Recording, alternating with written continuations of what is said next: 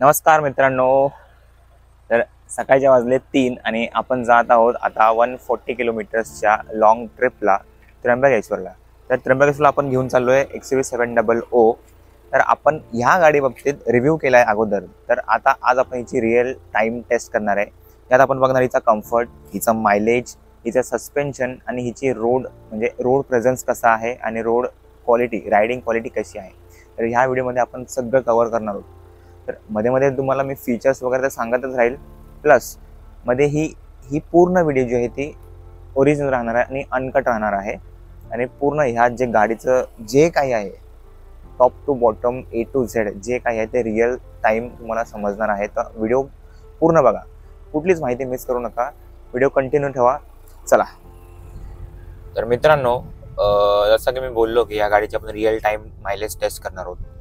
तर आपण आता आहोत एक छोट्याशा गावातून. त्या गावातून आपल्याला एक हायवेला रस्ता निघणार आहे.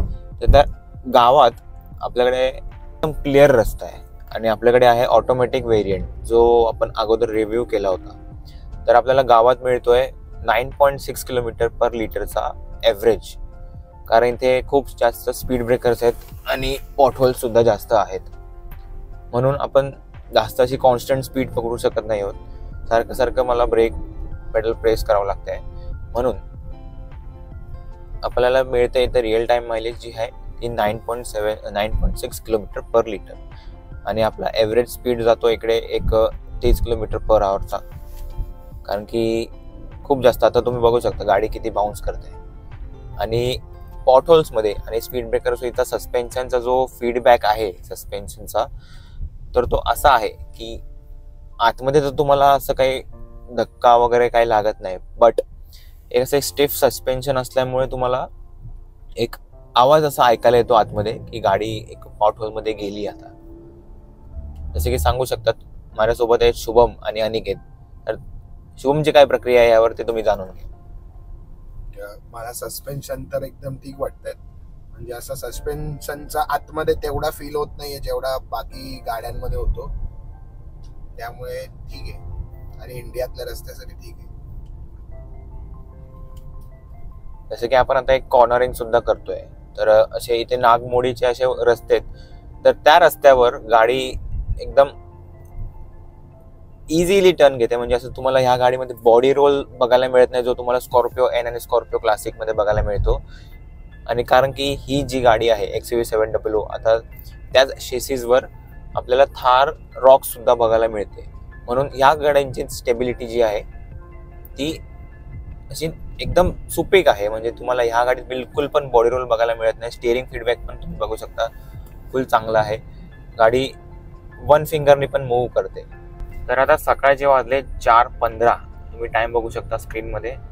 इथे त्या स्क्रीनवर टाइम दिसत नाही, पण आता सकाळच्या वाजले 4:15 आणि समोर तुम्ही बघू शकता की किती अंधार आहे.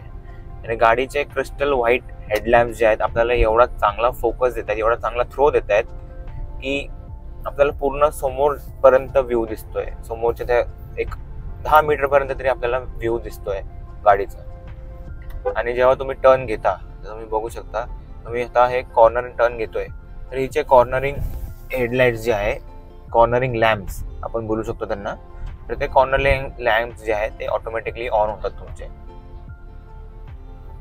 आणि हिच्या स्टॉक हेडलाइट मध्येच एवढी पॉवर आहे की तुम्हाला एक 10-15 मीटर पर्यंत तरी तुम्हाला एक विजिबिलिटी दिसते आणि चांगली विजिबिलिटी दिसते. पण आम्हाला आता इन जर्नी असा एक प्रॉब्लेम आलाय की ह्या गाडीच्या स्क्रीनमध्ये एक ग्लिच आलाय. आम्हाला म्युझिक प्ले करायचं आहे पण म्युझिक प्ले होत नाही कारण की स्क्रीनमध्ये ग्लिच आला. तुम्ही बघू शकता इथे लोडिंग चालू आहे. एका कोणाचाही ब्लूटूथ कनेक्ट नाहीये. स्टील ह्याच्यात दाखवते की ब्लूटूथ कनेक्टेड आहे.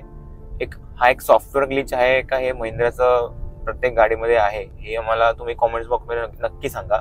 कारण की ही गाडी जेव्हा परचेस केली होती तेव्हा ह्याच्यामध्ये एक एसीचा प्रॉब्लेम आला होता. तो बाय डिफॉल्ट असेल किंवा मॅन्युफॅक्चरिंग प्रॉब्लेम असेल, आय डोंट नो. बट हे छोटे जे प्रॉब्लेम्स आहेत ते महिंद्राने ह्या गाडीमध्ये क्लिअर केले पाहिजे. कारण की अजून थोडेसे कस्टमरचे कंप्लेंट्स आहेत ह्या गाडी बाबतीत. जास्त नाहीत, पण छोट्या गोष्टी तरी एक लक्ष दिलं पाहिजे महिंद्राने ह्या गाडीमध्ये. कारण की आता बघा, आम्ही 1 तास झाला कंटिन्यू ट्राय करतोय पण कुठलाच कनेक्ट होत नाही, ॲपल कारप्ले ना कनेक्ट होत आहे ना अँड्रॉइड ऑटो कनेक्ट होत आहे. पण ब्लूटूथ कनेक्टिव्हिटी सगळ्यांची दाखवते, पण साऊंड एका ह्याच्यात पण साऊंड येतच नाहीये गाडीमध्ये.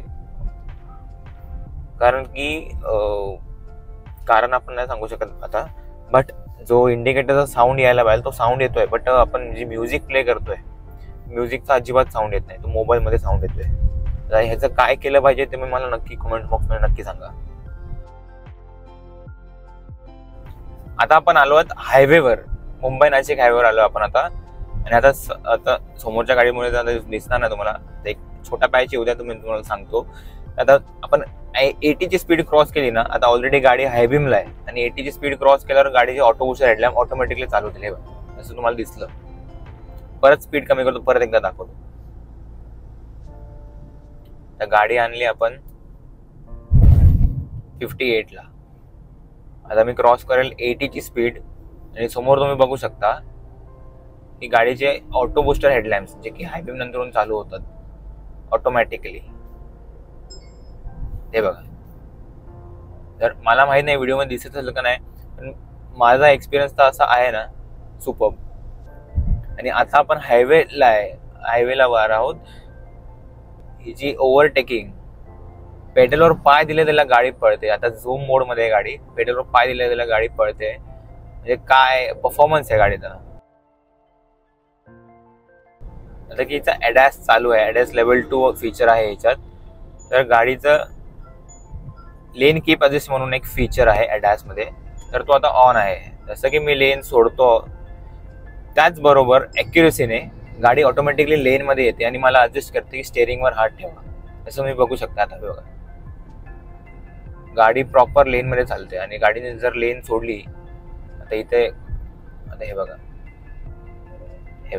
तुम्ही बघू शकता, गाडीने प्रॉपर असा एक टर्न घेतलेला आहे. सेकंड टाइम माझा बिलकुल हात नाही आहे स्टेअरिंगवर, आणि गाडी मला आता इंडिकेट करते की स्टेअरिंगवर हात ठेवा. तर अशा प्रकारे हिचा जो ॲडॅस सिस्टम आहे, लेन कीप असिस्ट, तो अशा प्रकारे काम करतोय. अजून एक गोष्ट आहे, जेव्हा मला लेन चेंज करायची असते तेव्हा मी एक लेन चेंजिंगचा इंडिकेटर दिला तर तेव्हा तो एक पॉज होऊन जातो. म्हणजे आपल्याला लेन जर चेंज करायची असेल तेव्हा तो सिस्टम पॉज होतो, म्हणजे आपल्याला सायलेंटली लेन चेंज करता येते. जर का तुम्ही इंडिकेटर देत नाही आहात तर गाडी तुम्हाला इंडिकेटच करेल. हे बघा, जर आता मी लेन चेंज केली बट मी इंडिकेटर दिला नाही, त्या हिशोबाने गाडी मला अडजस्ट करते की लेन मध्ये या, आणा गाडी आणि स्टेअरिंगवर हात ठेवा. तर आपण आता आलो आहोत कसारा घाटाच्या पोर्शन मध्ये. तर कसारा घाटाच्या पोर्शन मध्ये आपल्याला आता एवढी ट्रॅफिक लागली ना मध्ये, कारण की एक ट्रक ब्रेकडाऊन झाला होता. तर माझा सांगण्याचा उद्देश असा आहे की घाटामध्ये आपण इथं स्टेअरिंग फीडबॅक बघणार आहोत की स्टेअरिंग फीडबॅक कसा आहे. तर मी ह्याच्या स्टेअरिंगला एका बोटाने हलवतोय, एका बोटाने फिरवतोय. ते बघा, तुम्ही बघू शकता. तर हिचा स्टेअरिंग फीडबॅक एवढा मस्त आहे. आणि आपण आता चालवतोय ऑटोमॅटिक व्हेरियंट. तर मॅन्युअलमध्ये कसं असतं की आपल्याला जर घाटामध्ये ट्रॅफिक लागली तर गाडी मागं जाण्याची शक्यता असते. तर ह्यात आपल्याला एक हिल डिसेंट कंट्रोल आणि हिल अडजस्ट कंट्रोल मिळतो या गाडीमध्ये. तर त्या सिच्युएशनमध्ये काय होतं की आपण जेव्हा घाटात प्रवास करतो किंवा ट्रॅफिक लागते तेव्हा गाडी पाठी जात नाही. हा एक मोठा ॲडव्हान्टेज आहे या गाडीचा, म्हणजे या फीचरचा.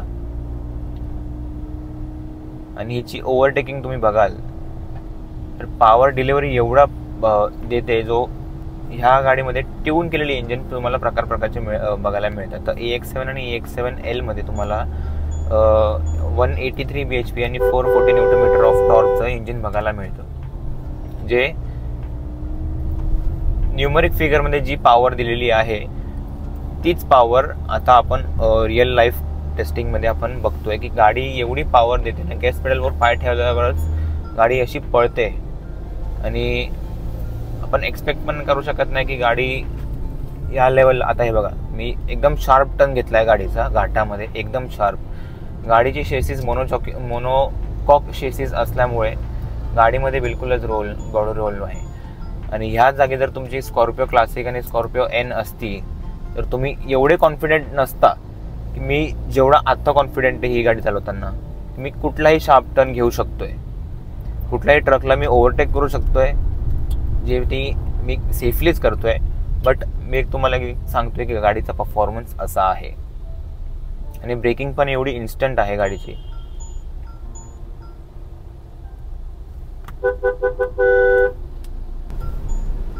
तर आपल्याला घाटात नाही लागला तेवढा फॉग आपल्याला रस्त्यावर लागलेला आहे. आणि तुम्ही समोरची विजिबिलिटी बघू शकता की 0 विजिबिलिटी. मला समोरचं काही दिसत नाही काही. तिथे पेडेस्ट्रियन चाललेत, मला ते आत्ता दिसले जवळ आल्यावर. मला अजिबातच काही दिसत नाही. तर मला ह्या सिच्युएशनमध्ये ॲडास आता चालू करावा लागणार आहे, कारण की मी तो ऑफ केला होता ओव्हरटेकिंगसाठी. तर मी आता तो चालू करणार आहे. तर हे बघा, मी आता चालू करणार आहे. व्हेकल सेटिंग्समध्ये जाऊन ड्रायव्हर असिस्टन्स सिस्टम,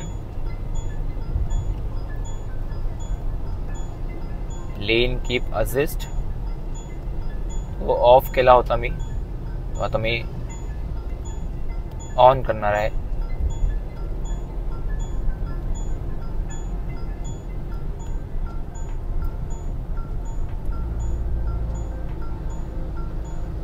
आणि आपण आता गाडी 44च्या स्पीडला चालवतोय, कारण की समोर 0 विजिबिलिटी आहे, 0.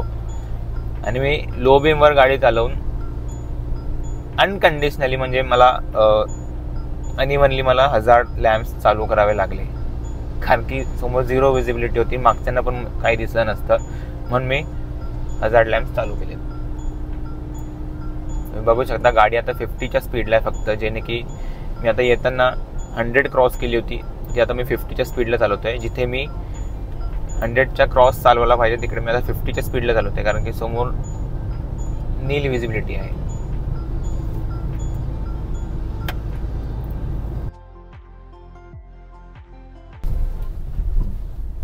आता आपण आलो एकदम घाणेरड्या पॅचवर, जिथं की तुम्ही बघू शकता पूर्ण हलतोय आणि रस्त्यावर एकदम जास्तीचे पॉट होल्स आहेत. आणि गाडीमध्ये अजिबातच तुम्हाला असं काही वाटत नाही की एकदम झटके वटके लागत आहेत.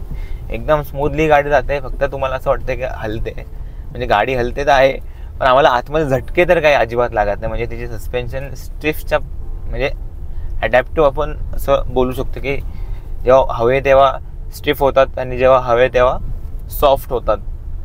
आपण आता इथून लेफ्ट टर्न घेणार आहोत आणि आता एक इथं 1 वे येणार आहे.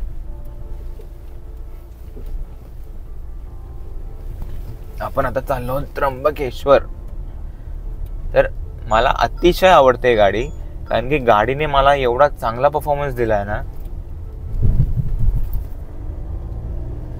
जेव्हा हवं तेव्हा मी ओव्हरटेक केलं आणि तेव्हा गाडीने एवढा क्विक रिस्पॉन्स दिलाय, अजिबात पॉवर लॅग नाही. इनफॅक्ट ह्याच्यात टर्बो आहे, टर्बो असून सुद्धा टर्बो लॅग नाही. म्हणजे एवढं युनिकली हे डिझाईन जे आहे, इंजिन जे डिझाईन केलं गेलेलं आहे.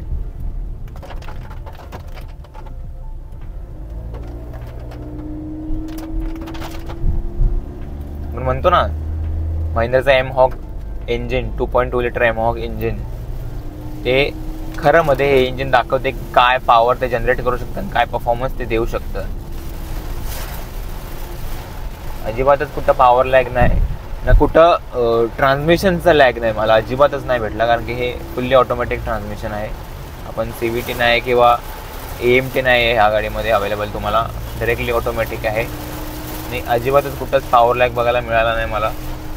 एकदम म्हणजे म्हणू शकतो जे एवढे मी एक्सपेक्ट केलं होतं गाडीकडून की असा परफॉर्मन्स देईल, त्याहून कितीतरी जास्त त्यांनी मला चांगला परफॉर्मन्स दिलेला आहे. तर मी परफॉर्मन्सच्या बाबतीत तर गाडीला 10 आउट ऑफ 10 देणार. बाकी कम्फर्टच्या बाबतीत आपण सगळ्यांची राय घेऊया, जे आम्ही 3 जण चाललो आहे सगळ्यांची राय घेऊ आपण की कम्फर्टच्या बाबतीत मला पुढच्या सीटमध्ये तर एकदम फुल्ली कम्फर्ट आहे बाबा, पण को ड्रायव्हर आणि पॅसेंजर सीट्समध्ये तुम्हाला कशा प्रकारचा कम्फर्ट मिळतो आणि काय कम्फर्ट मिळतो हे आपण त्या 2 जणांकडून जाणून घेऊ. सध्या तर ते झोपलेत आणि एक व्हिडिओ काढतोय, तर आपण ती प्रतिक्रिया नंतरून घेऊ.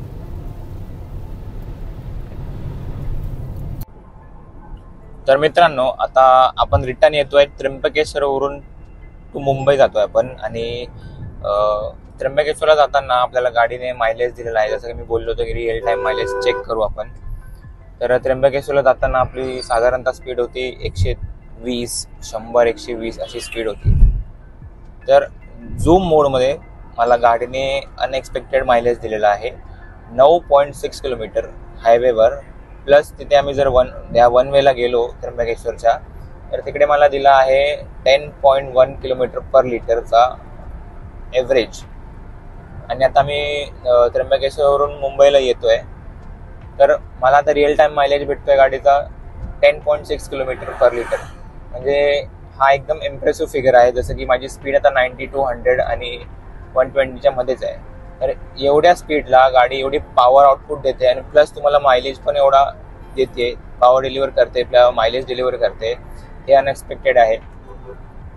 कारण की ही जी इंजिनची ट्युनिंगच एवढी भारी केली गेलेली आहे की तुम्हाला सगळा पॅकेज असा एकत्र मिळतो.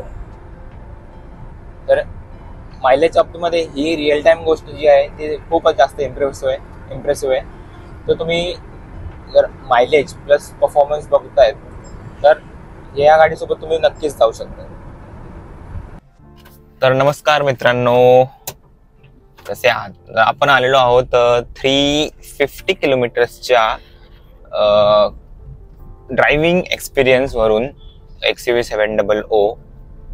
तर आपला ह्यातला ड्रायव्हिंग एक्सपिरियन्स कसा होता ते सांगण्यासाठी मी हा व्हिडिओ बनवतोय. पण ॲक्च्युली कसं आहे, काल रात्री मी एकदम लेट आलो आणि माझी झोपच नव्हती झाली.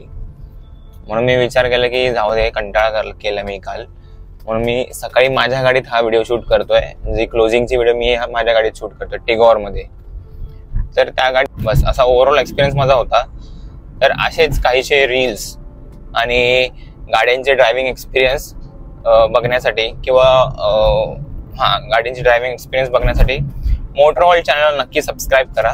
तुम्हाला बाकी व्हिडिओमध्ये काय मिस झालं असेल गाडीबद्दल तर तुम्ही मला कॉमेंट्समध्ये नक्की सांगा. ते आपण नेक्स्ट टाइम नक्की शूट करू, ठीक आहे?